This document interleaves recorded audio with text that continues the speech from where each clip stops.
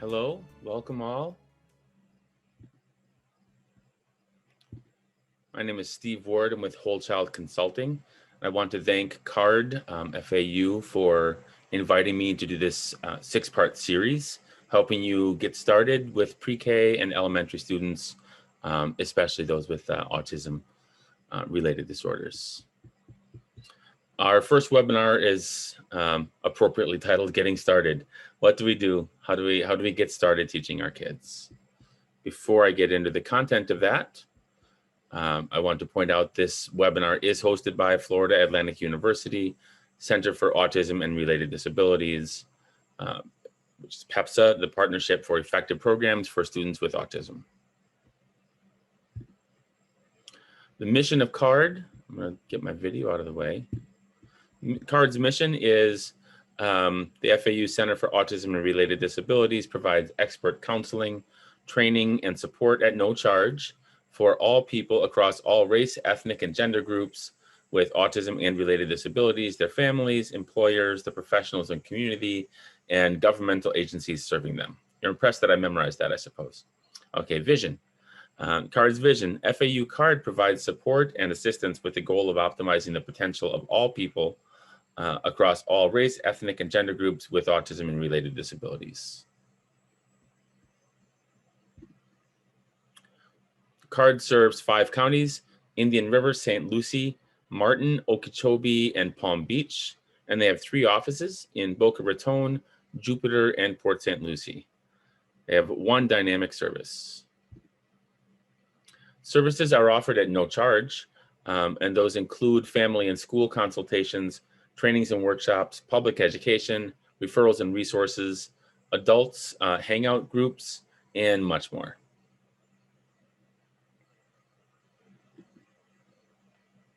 Okay, jumping back into today's training. I want to start with this question: what is the point of instruction? And it seems obvious at some level, right? We're supposed to teach them things. That's good. Yes, we are supposed to teach them things. If they don't know how to write their name, we want to teach them to write their name, as an example. That one's a little bit early for the pre-K kids, but it's one skill that eventually we want our kids to be able to do. That's an easy way to understand a point of instruction.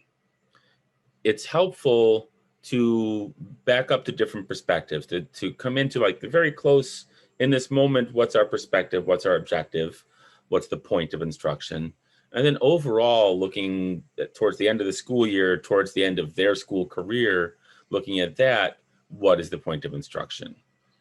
And nothing should ever be taken entirely out of the long-term picture. With that long-term picture in mind, some of the points of instruction, these all relate to quality of life, right? That's a great phrase that we should always have in mind, quality of life. We want our kids to have friends, to enjoy playing with others, to have the chance for employment.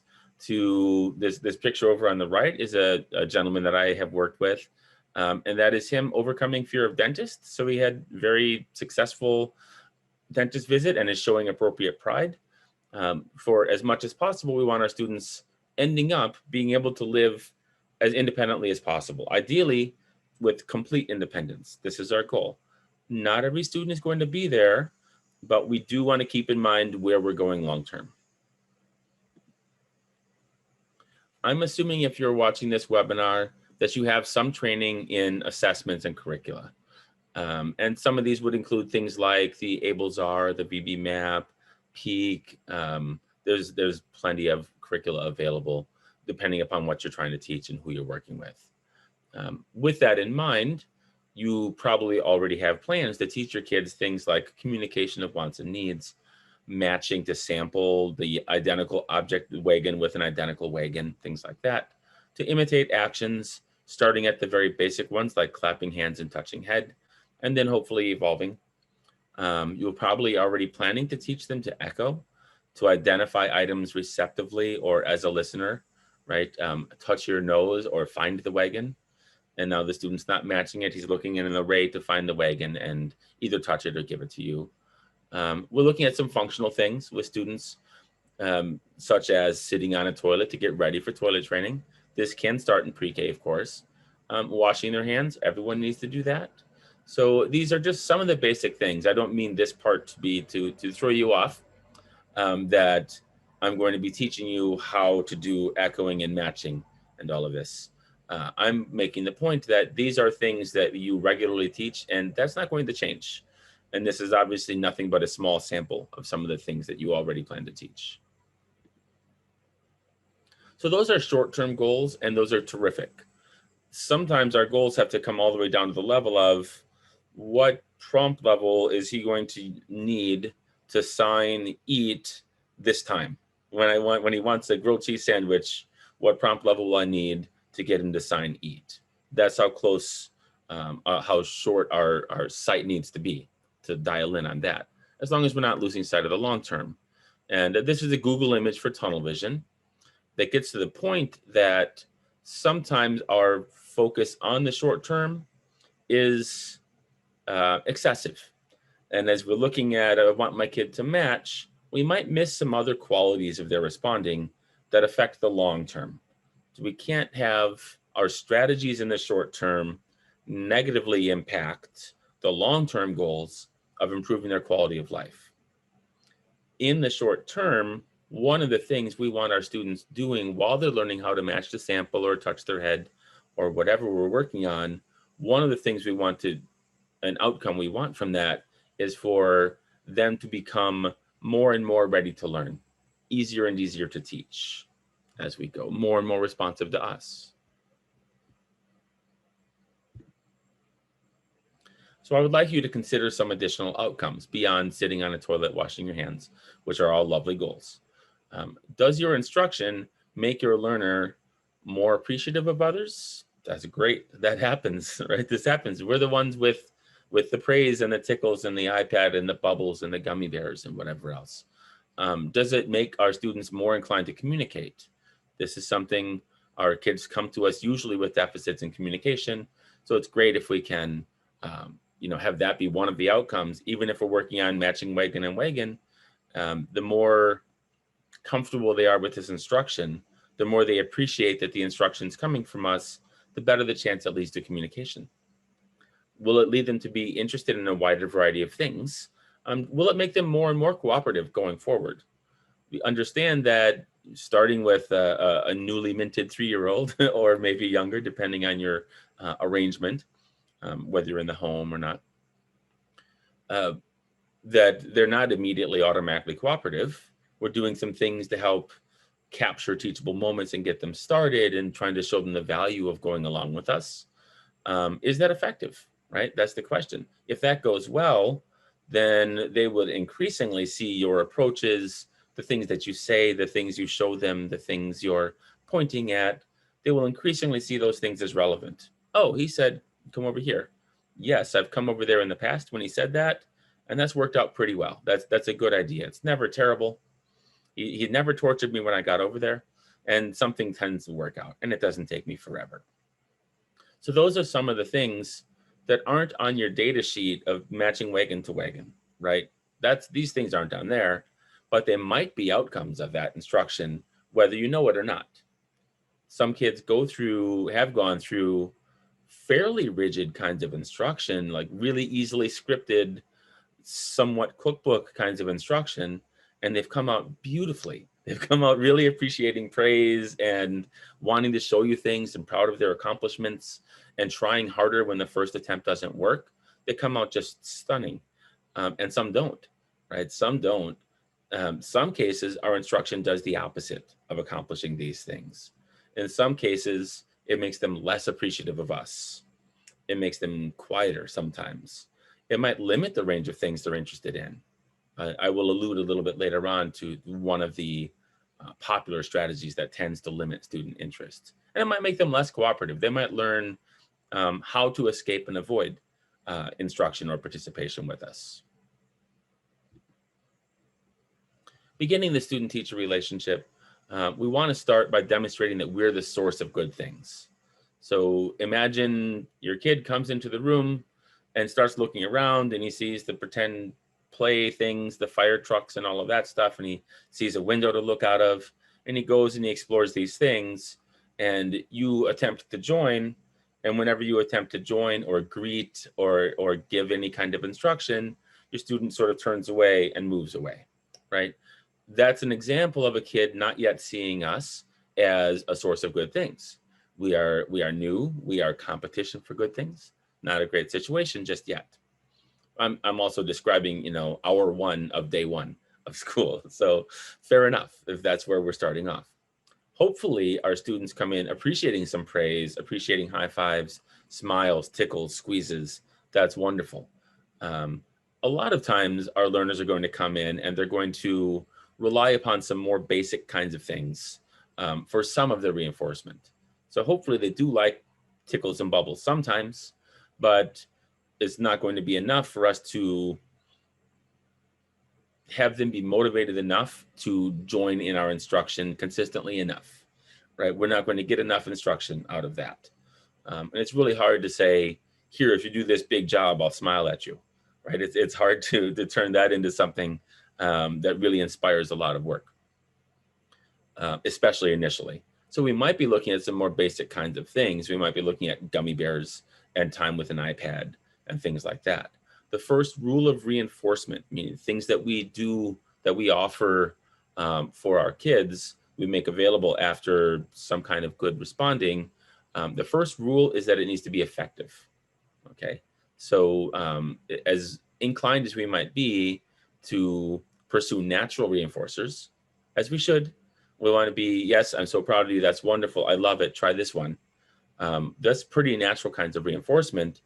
If that's not enough, if we've decided, boy, we really don't want to use gummy bears, but that's not enough. Our student in the presence of a puzzle when we're trying to give high fives is not inspired, is not inspired to do the puzzle, then we owe it to them to use something more effective. We might not be having them work for natural reinforcement. They might actually be working for escape then, right? We were hoping it was natural reinforcement or social reinforcement, but it was actually escape. That's worse. That's, as a general rule, that's worse than working because you love the gummies that you get while you're working. Okay, so to begin showing our students that we're the source of good things, good outcomes, we want to assess what their interests are.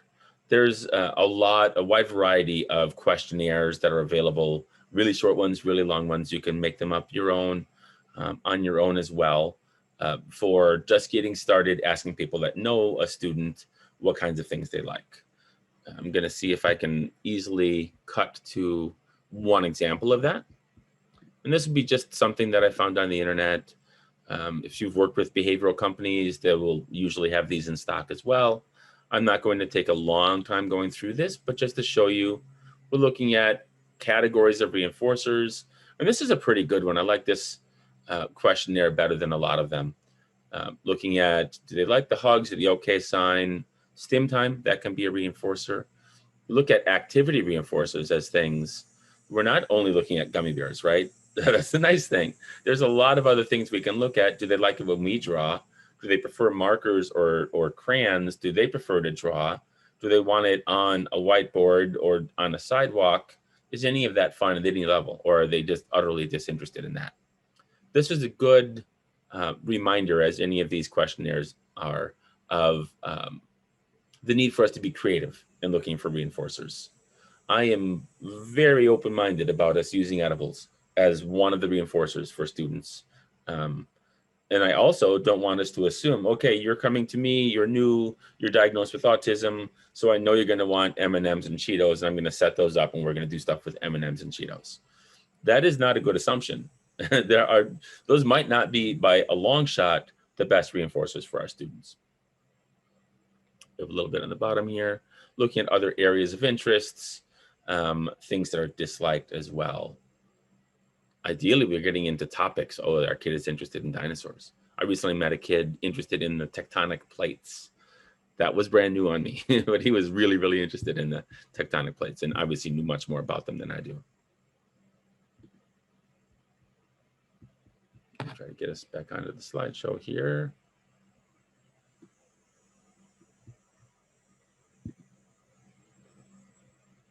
That is not the slideshow. Here we are from current slide. There we go. In addition to those questionnaires that we might start with, we can just observe kids. Okay, the example kid I said who came into your classroom hour 1 of day 1 and looked and checked out the toy play things and checked out some books and checked out some blocks and things like that. Okay, how long did they stay with any of those things? Did they open the book and turn the pages and look at anything and smile? Apparently they like books, right? We wouldn't have found that out without allowing them the free time to go and look through the books. Another thing we can do, of course, is to probe. We can say, oh, how do you like this little tickle? How do you like my hand on your shoulder? Is that good? You like it? You hate it? It's somewhere in between. Those things that they seem to like, we give them a little bit of space so that they can show us they like it.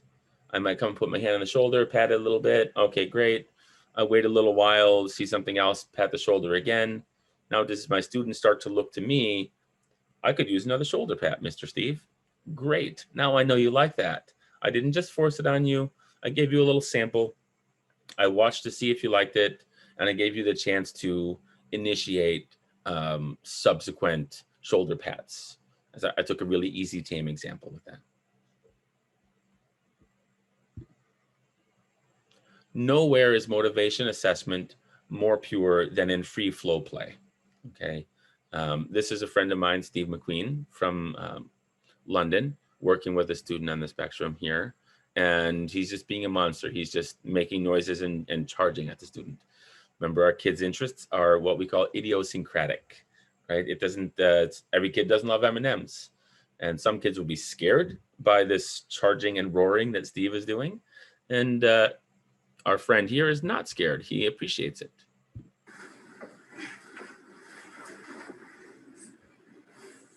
Steve can give me.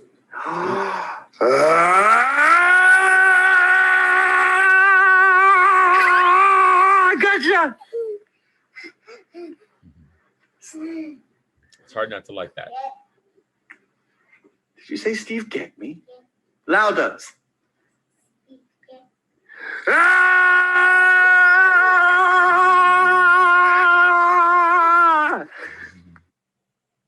And of course, our learner here is a little bit more advanced than some of your kids are going to be, in the sense that he has a vocal request in his repertoire, what you might know is called a mand in verbal behavior terms. He's already asking vocally. That makes it pretty easy to understand.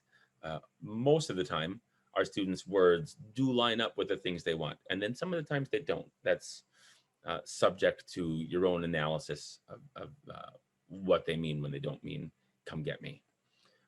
We might, at an earlier level with a student, if we were trying something as robust as the roaring and charging, we might just need to watch for a little eye glance, right? If we wait for words or we prompt words, we might crush the interaction. There might not be an interaction because our student might not be able to say all those words, or he might be turned off at the expectation that we say these words.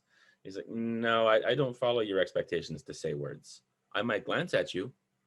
Say, okay, good. Then if you will glance at me, at least I know you're interested. So I will take that glance, I will reinforce that glance, and now we're getting started with some communication, with some reinforcer assessment. No language involved, just you're proving the motivation, and you're learning how to turn me on, how to use me as a cause and effect toy. You can get me to charge when you glance and smile. I coined a term.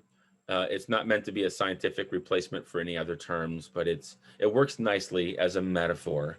The steam that the little engine that could required to get up the hill, right? You need a lot of steam to get up the hill. I forget how it turns out. I don't think it ever made it. But anyway, it did make it. It did. I do know how it turned out. I like to use initially a loose assessment of steam. This is not an objective scoring system here. This is a subjective scoring system. What this accomplishes, though, is it directs teacher attention or teacher's aide's attention to what the student's level of interest is, right? Remember I talked earlier about the tunnel vision? Okay, we have to do matching. My program sheet says do matching now. That couldn't lead you away from attending to what the student's STEAM is, what the student's level of interest is, right? I find that most people, parents, aides, whoever, most of them have pretty good ability to gauge how interested a student is if I just require the exercise of doing it sometimes. It doesn't take a lot of training to do it usually. It just requires me to say, do it. And then they do it and they rate, and I might calibrate with them. I might look at this and say, yes, I saw you roll the car down the ramp. And yeah, the student watched you a couple of times. He didn't grin or chuckle, grab for the car, grab for the ramp, reach towards you. None of that. But he did watch it. So it was some level of interest. So we'll give that a 2. Now that same kid, when you crashed the car into the block tower and the block tower came falling down, then he laughed out loud. He got up, he picked up the car, he looked at the teacher. Yeah, that's some peak stuff there. That's high steam. That's the stuff we're watching for. Notice in the comments here, there wasn't a direction from us, go get the car and bring it to me. If our student needed me to say, go get the car and bring it to me, it's possible he was merely complying. It's possible that he wasn't very interested in it. He was just complying. Not nearly as productive. It doesn't reflect great steam. My last example on this one, I intentionally went to more of a teacher-directed example. So now we're saying, let's do the shape sorter. We're not going to force compliance with this, most likely, but we are seeing, will our student go along with this reasonably well? There's no reason to dislike a shape sorter. I'm going to give some assistance. And yes, we judged that when it was our expectation, it wasn't a spontaneous play behavior, but it was reasonable steam. It was a 3 of steam for going along with our expectations. He accepted some prompts. He looked a little bit. He turned a piece. Good. One of the silver bullets for our intervention throughout the career, the whole academic career of our learners, is trying to find ways to make activities better with us than without us. So in the car play example and the block play example, if our student enjoyed that, that's good. That's better than not enjoying it. But if he preferred to do it by himself instead of have us there, that's a little bit more bad than good. Right? It's good. He has independent leisure. That's fine. That's nice. He'll play. Hopefully he's talking to himself while he's playing. That's good. But if he prefers not to have us there, then I'm concerned that we're on that slope towards defensive behaviors, defending the materials, rigidity of the behaviors. No, this has to be done in this way, and I really dislike it if you try to do it in this way. We're working against social interaction instead of towards social interaction. So if we're able to join and show, no, I have some amazing ideas for car and block play. Check this one out. You haven't thought of this. This is amazing. This helps to condition our attention as a reinforcer. One of the most important things we can do for a learner. It sets the stage for spontaneous imitation. If they're engaged, they might want to try the same play behaviors. Sets the stage for requests for attention. It facilitates transitions also. Let's say that we were going to play with the car and then we were going to do the shape sorter. And in the shape sorter, remember, I'm going to say, hey, it's time, let's go and do the shape sorter. I want you to follow this expectation. I'm the coach now. If my student was playing all by himself and didn't want me with him, and then I said, let's do the shape sorter, that's going to be a much more difficult transition for him than if I was playing with him and he loved the fact that I was playing with him. I said, hey, you know what? Let's go over here and play with this. He was already in my world before the transition instead of being in his own world before the transition. That makes a big difference in the quality of the transition. When we're part of the reinforcement can't be stolen, right? We don't want, and I'm not making a value judgment on theft or anything like that, but it impacts how our students learn if they're looking where we're not, looking for things that they can access, especially if those are things that we were trying to use, that we're trying to offer them. They're waiting for us not to be by them and trying to access them for themselves. The important part is that they're directing their attention away from us and towards something else instead of directing their attention towards us. And the more that our students like engaging with us, the more our speech becomes relevant to them. I'm not going to have very much time in this introductory webinar to elaborate on how to do that, but I do offer a number of other webinars where I elaborate extensively on how to make things better with us than without us. In short, it's what I described with the car play. You didn't know I had this idea. I can do this with this car. Whoa, that is wild. Okay, cool, good idea. I think you're good to play with. And we want to track this. The loose assessment of STEAM is a pretty good place to start for tracking it. Now let's say we've done our assessment. Our student likes these 8 things. One of them is gummy bears. One of them is CarPlay. One of them is iPad, whatever. Does he recognize that we sometimes control access to it, right? We want to see how is he accessing these. And we don't want all 8 of these reinforcers.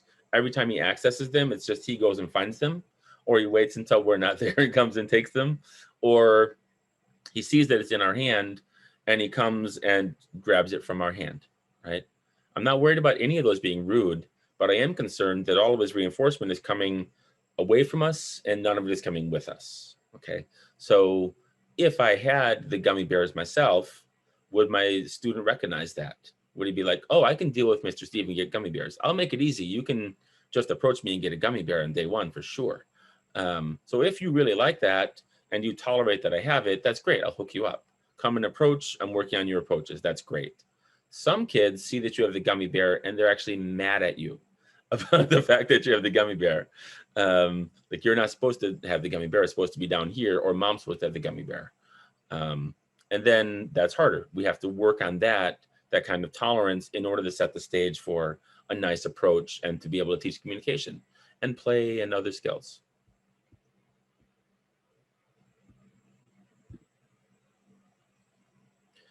Something I've been evolving is the basic learner package. What we're looking at in this package is what are some of the things that really should be outcomes. We want them to be outcomes of our learners' pre-K experiences, and we want those to stay throughout high school and through the end. Here's some of the things from that package that we've begun to establish or talk about establishing so far today. One is recognition that teachers sometimes control access to reinforcers, which helps to support social approaches. An approach and a reach or a point for a gummy bear, especially when it's a point for the gummy bear, that is communication. It is not language, but it is communication. It sets the stage for us to teach language and to elaborate upon communication. But that is step 1. Come on, see that I have it, approach me, show that you want it, and ideally point or something like that to access it. And all of this sets up attention as a reinforcer as well. That begins emerging when hopefully I'm the one with the tickles or the shoulder pats or the CarPlay. But if not, at least I'm the one with the gummy bear and you recognize it and approach and point. Good, I'm starting to earn some value here.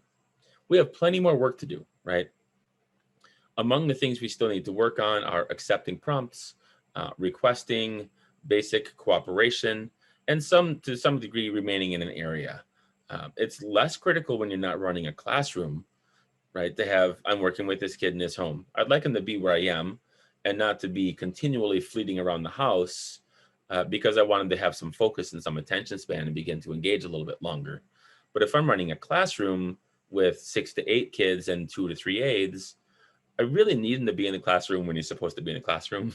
And if I'm trying to do circle time or something like that, it'd be much easier if he stayed there easily than if he was very motivated to get up and move around and get out of the area where we're trying to figure out how to keep him there.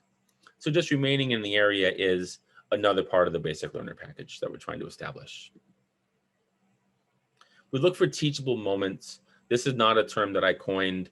I heard it first from Dr. Partington, who I believe was taking it from the Kegels, Bob and Lynn Kern Kegel. This would go back at least to the 80s, then probably earlier than that.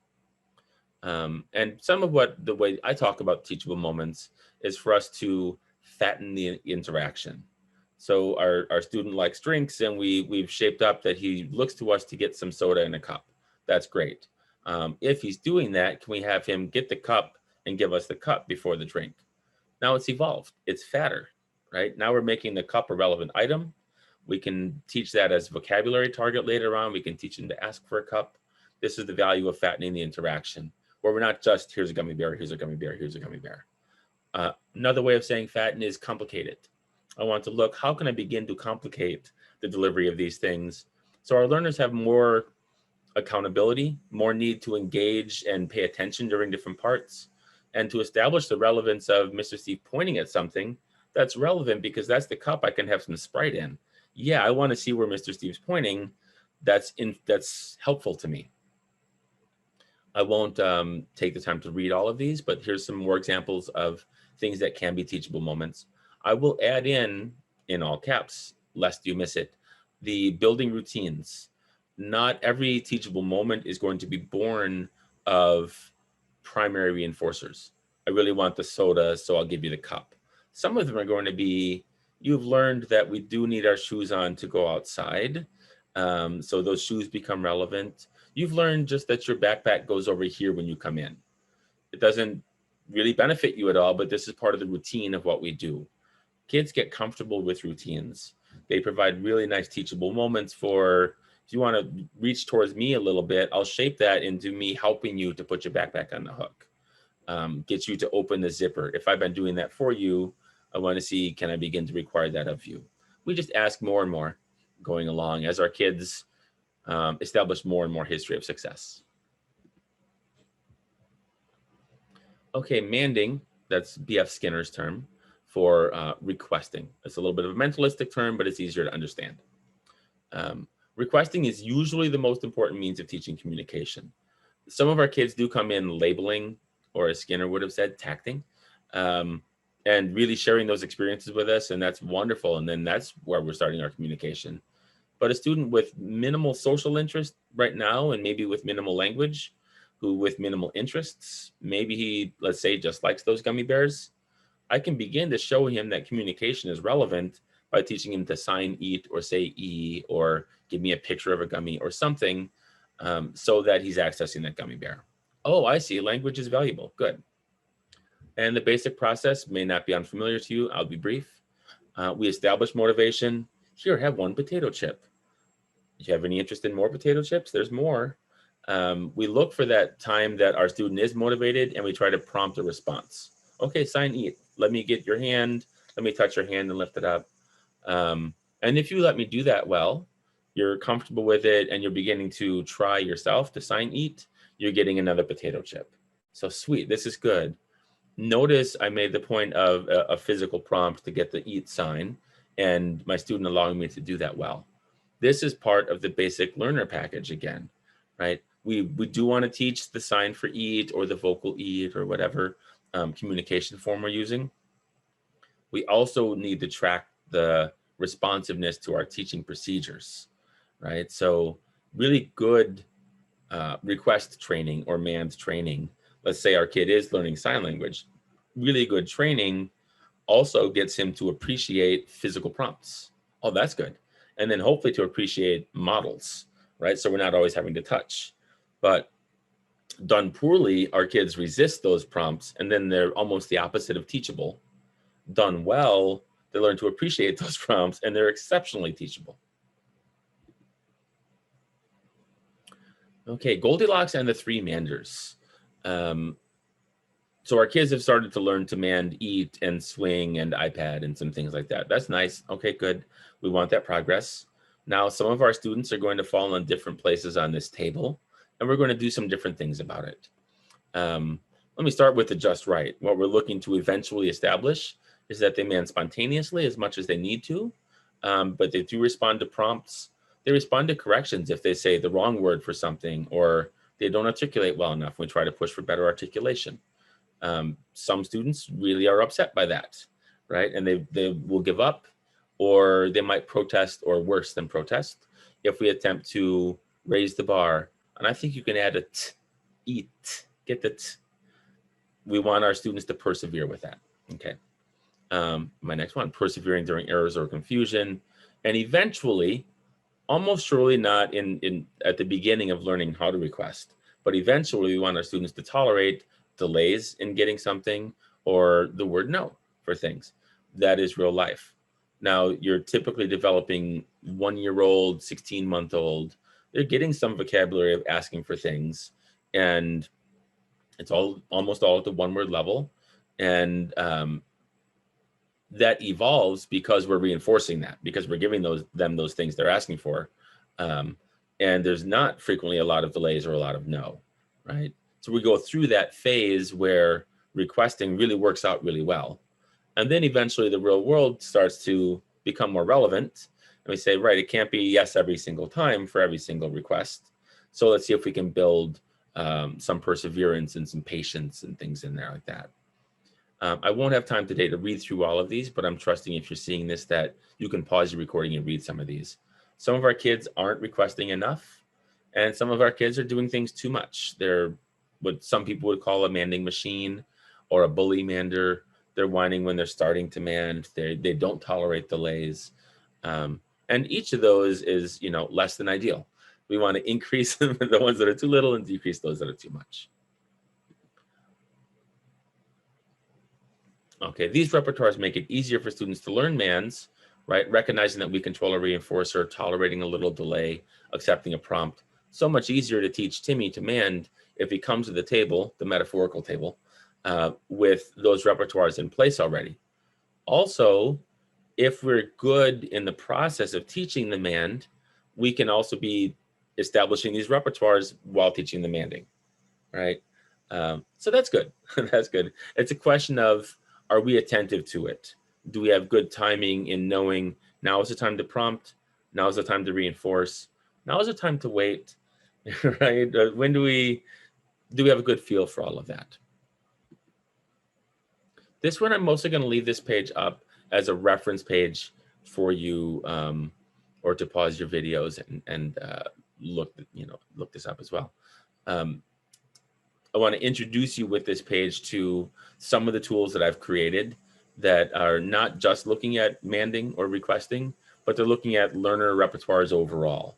And in the inventory of good learner repertoires, there's 139 items that we assess in there, such as approaching others for tangibles or social interactions, accepting prompts, tolerating no, calmly repairing teacher errors, what Greenspan would have called the dumb listener. I don't know what you're talking about. We're acting dumb sometimes. And this on the left column where it says item, that's the item in the inventory of good learner repertoires that scores this target repertoire. Is our student really not doing that at all, or absolutely gets it, or at some points in between those two? And then if we find room for growth and we think, you know what, this is really relevant, this is pivotal to how my student is learning right now, I really want to work on this. If we decide that, then we can look on the treatment pages in another book, Teaching Good Learner Repertoires, and that book will give us guidance. Here's how we might work on some of the approaches for tangibles or social interactions. There's a few places, and there's 8 or 9 pages at least in there that are most directly related to that.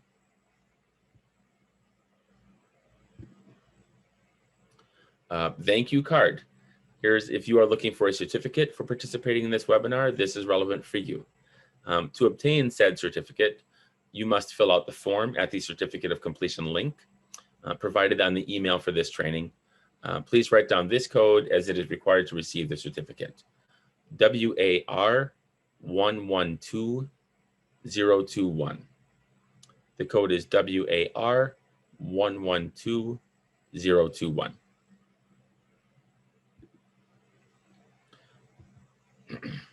Okay, we've established more parts of our, or at least we've talked about establishing more parts of our basic learner package for our students. Now we're getting into some following instructions. I look at this first through the lens of my goal is following instructions. It's not what the instruction is. Matching wagon to wagon is good. It's nowhere near as important as being generally agreeable about going along with Mr. Steve's expectations, right? So the wagon to wagon is only one example of how you might be agreeable to going along with my expectations. The instruction can be anything. The real goal is we're building a history where a relatively naive learner is starting to see this teacher has some expectations too. And it makes sense. I should be going along. It's pretty painless. They have the right supports. It works out. I'm getting things. It doesn't take forever. And then this is some assessment part. I can just ask the questions today as this is a very brief session that we're having. Which instructions is your student most likely to follow well? Whatever your assessment and your curricula say, it's time for matching, it's time for touching body parts, it's time for these. That's one thing that's relevant. Another thing, if you're trying to figure out how to get your student to go along well, is to pay attention. My student actually loves matching. He'll do that all day, no problem. Touching a body part, nope. That's not for him. He doesn't want me to touch him. He doesn't want to have to, move he doesn't see where his hand is going once it's out of eyesight. That is not his jam. So we want to just recognize which ones are more likely, which ones are less likely. And consider the possibility, especially if your learner is a little bit harder to reach to get started with, consider the possibility of close-ended activities. Things like puzzles or doing pegboards or shape sorters or things like that, light bright if they have good fine motor skills. If you look at close-ended activities, some of the things they afford us is very good predictability. I see how many there are to be done and really nice signs of progress and a perfect sign of completion. Oh, the puzzle is done. So especially if I maybe wasn't loving doing that puzzle, I can see when it's done and I know I've done well, and I probably know I have a gummy bear or something coming after this, or we're going to go play in the swing or something. Learning to remain in an area we discussed, and we'll talk a little bit more about that now. Ideally, our learners will be remaining in an area with us because they're interested in us at some level. They're interested in what we're doing, and they see the things that we're talking about, our expectations of them, as being relevant. Some of this is earned by spending time conditioning those areas. So as a general guideline, before I'm bringing a kid to a table to do matching programs, I'm bringing him to a table to ask for gummy bears, play with the iPad with me, play with some of those little hopping frogs and tops and things like that. Maybe sit on my knee and bounce and do a song, depending upon their age, of course. Learn how to ask for things, all of that. So like this table is a pretty good place to be. When you're doing that, especially when you're in that conditioning stage, let's see if you like the tops and the coin spinning and things like that. We're gauging our learner's steam, which is you might also know as assent. He's interested in it, or withdrawal, disinterested in it. If our learner really does not want to be there, especially if we're in that conditioning stage, we're generally best letting them go. Okay, but I would like to dismiss you instead of you leaving on your own. Go ahead, you can go somewhere else. I also wouldn't want you to take an iPad with you. If I was using the iPad to condition the table, then you are free to go, but the iPad is not free to go. Okay. This is very, very introductory exposure to this concept. If you do end up with students where there's very frequent issues of they really don't want to come to be in the area that you want them to be in, then and it happens a lot, and maybe potentially the withdrawal could be vigorous. Then you do need someone to put their eyes on the student, maybe a behavior analyst, to look and say, okay, I see they're doing this for attention or escape, put in this plan and build it up this way. We cannot today plan for every reason that every kid might not want to be in an area.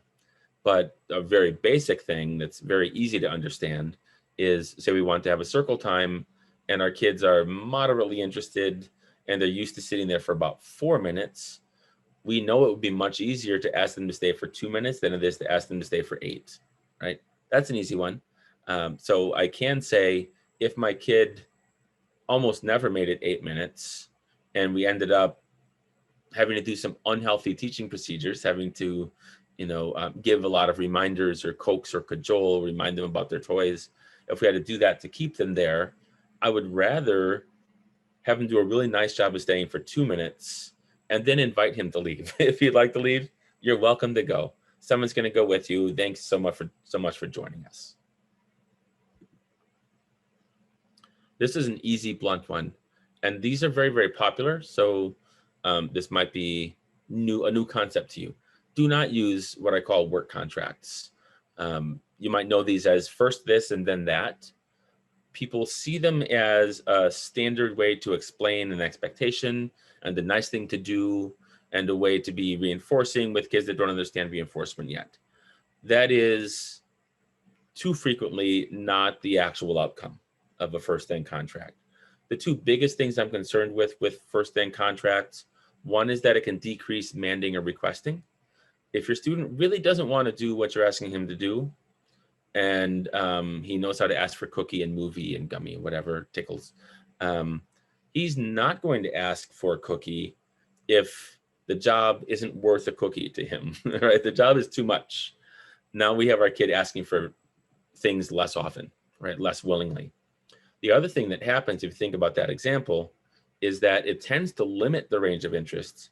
Remember, we're interested in expanding our kids' range of interests. we think they're too limited to begin with. We want them interested in actions with toys that we're doing and what their peers are doing. Whatever those things are, let's say, oh, ring around the rosy with a peer. That'd be a lovely reinforcer. But if my student really doesn't want to do a sorting activity, and I want him to do it, and I'm using a first then contract, he's not going to put ring around the rosy as the then. He's gonna be like, nope, if it's this, I just need my iPad. That's what I do when I'm doing stuff I hate doing. I get my iPad. And it ends up being problematic for sustaining interest in things like ring around the rosy. It limits the range of interests. There are a lot of other things. I can talk about this topic for a solid 90 minutes if we had the time for it. Summary. We have introduced you to some basic strategies for getting started with your learner. Your learners are going to bring some individual challenges and some individual strengths. And so everything is not going to line up beautifully with the simple formulas from today.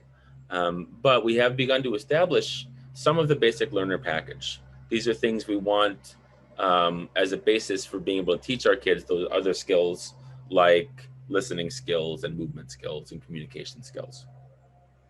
Again, these include things like recognition that their teachers sometimes control access to reinforcers, social approaches, attention as a reinforcer, accepting prompts, cooperation, manding, what you may know as requesting, and remaining in an area. Thank you all for attending. Please contact FAU CARD at 561-297-2055. That's card@fau.edu, www.autism.fau.edu. And thank you again. Be well.